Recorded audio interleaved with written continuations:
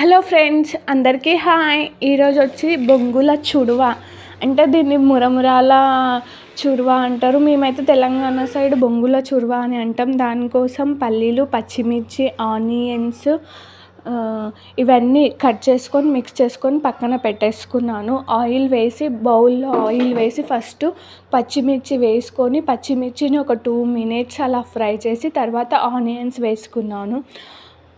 Onions వేసుకొని మొత్తాన్ని ఒక 5 minutes అలా ఫ్రై చేసుకున్నాను. ఇంకా అందులోనికి ఆనియన్స్ ఫ్రై అయిపోయాయి. అందులోనికి పల్లీలు, పుట్నాలు వేసుకొని సిమ్లోనే మొత్తము ఫ్రై చేసుకోవాలండి.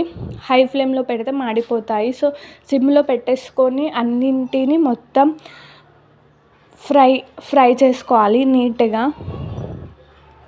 అందులోనికి కొంచెం బొంగులకి కలర్ రావాలి కాబట్టి తగినంత పసుపు వేసుకొని ఒక 5 minutes సిమ్లోనే ఫ్రై చేసుకోవాలి. ఎందుకంటే పల్లీలు, పుట్నాలు మంచిగా ఫ్రై అవుతే అవి టేస్ట్ వస్తాయి. సో అందుకనేసి అవి మొత్తం సిమ్లో ఫ్రై చేసుకోవాలి. ఇంకా అవి మొత్తం ఫ్రై అయిపోయాయి.